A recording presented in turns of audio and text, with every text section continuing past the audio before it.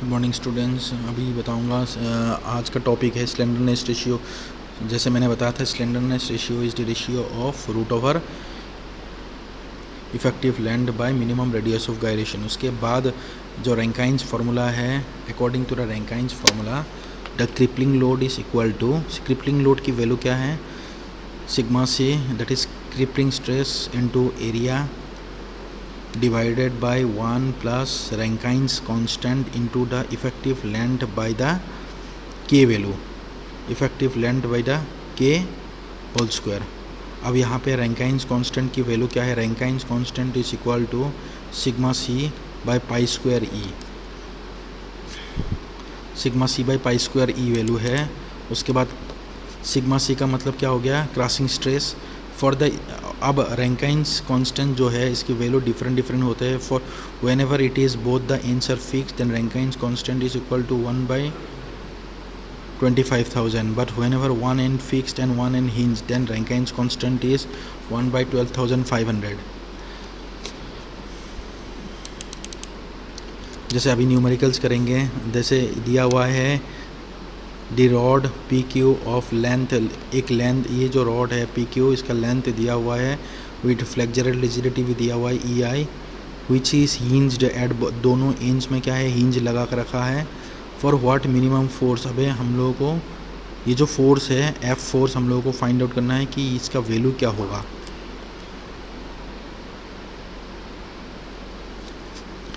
So axial component, now the axial component of the force, देखिए अगर जैसे यहाँ पे जो फोर्स है ये यहाँ पे लगा है, तो अबाउट इस डायरेक्शन में फोर्स की वैल्यू क्या होगा, अबाउट इस डायरेक्शन फोर्स की वैल्यू होगा F cos 45 degree and F sin 45 degree, ठीक है।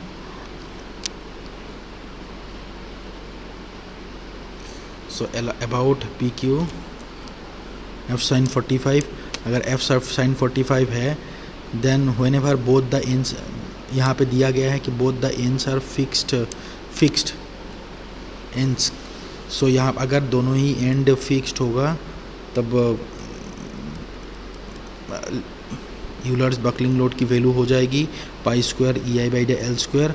अब F sin 45 is equal to the load, so F will be equal to the pi square E I by sin 45 1/√2 हो जाएगी, जो √2 ऊपर जाएगी।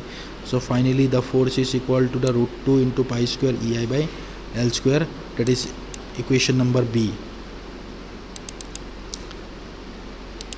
नेक्स्ट इक्विवेलेंट लेंथ के न्यूमेरिकल है the ratio of Euler's buckling load of column with the same parameters having both end fixed and both end hinge.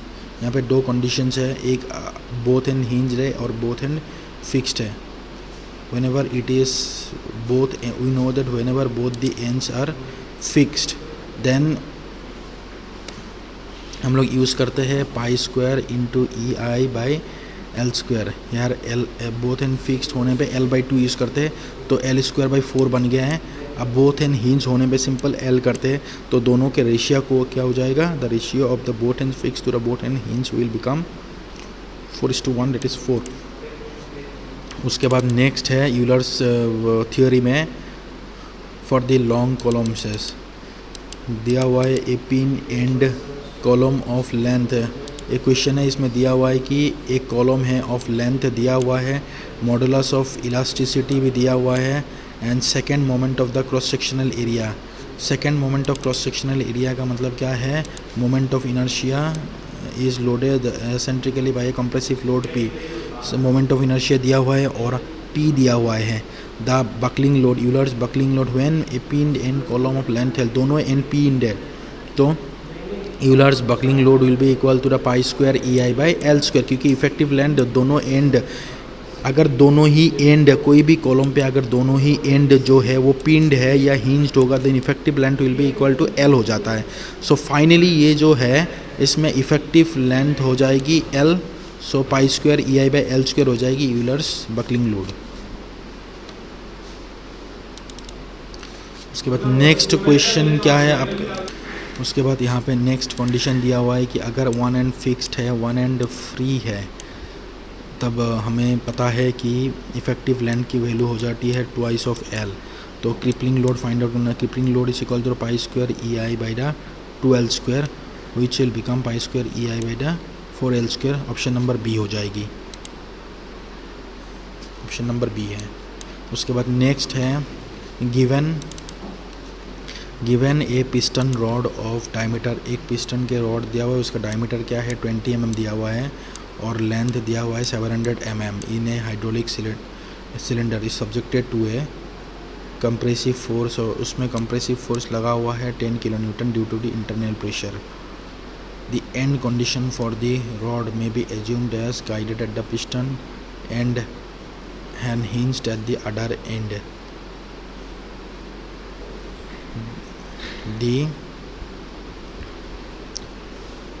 मतलब अगर यहाँ पे देखा जाए तो वन एंड फिक्स्ड है, वन एंड हिंज्ड है। तो अगर वन एंड फिक्स्ड होते हैं और वन एंड हिंज्ड होते हैं, इफ़ेक्टिव लेंथ की वैल्यू हो जाएगी L/√2। तो यहाँ पे इफ़ेक्टिव लेंथ की जो वैल्यू है वो L/√2 हो जाएगा। और यंग्स मॉडुलस दिया हुआ है, the factor of safety find out करना है।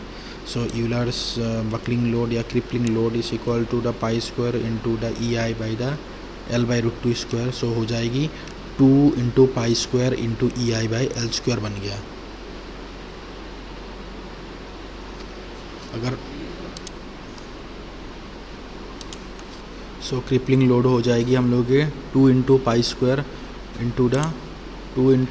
Into the E I by L square.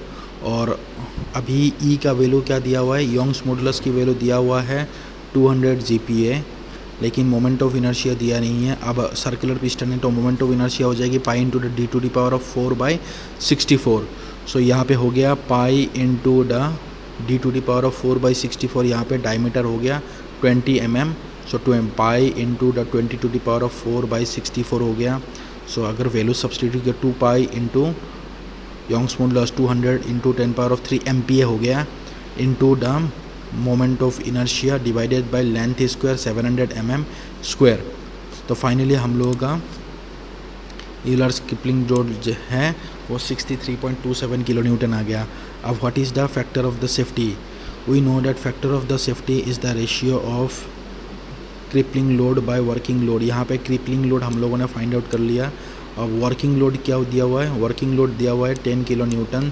So 63.27 divided by 10 equal to 6.32। Therefore the factor of safety is equal to 6.32, nearly equal to 5.62। Exact value नहीं है but nearly 5.62 होगा।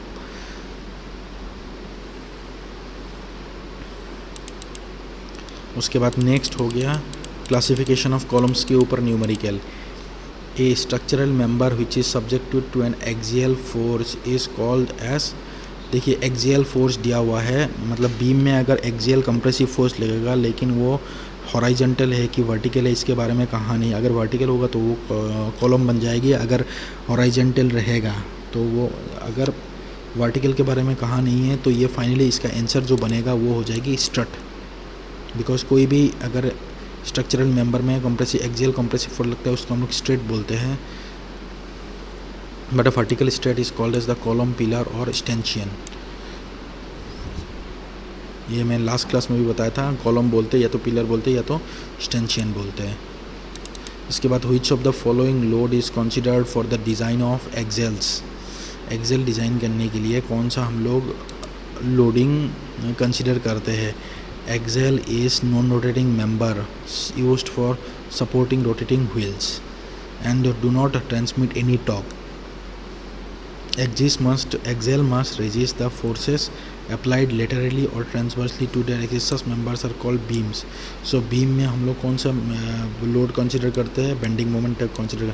Which of the following loading is considered for the design of axle? तो ये चीज़ ध्यान रखना है, Excel designing के time पे हम लोग को जो फोर्स एज्यूम करना वो हो गया आपका bending moment. Torques twisting moment नहीं है, बेंडिंग मोमेंट है।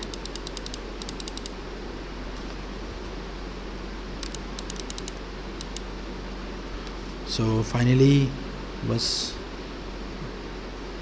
आज की जो लेक्चर है बस इतना ही था। बाकी जो भी जितनी भी न्यूमेरिकल्स हैं कॉलम्स के, आइदर क्रिपलिंग लोड या बकलिंग लोड की जो भी जितने भी न्यूमेरिकल्स हैं वो मैं आप लोगों को नेक्स्ट क्लास में सिखाऊंगा। Okay, thank you.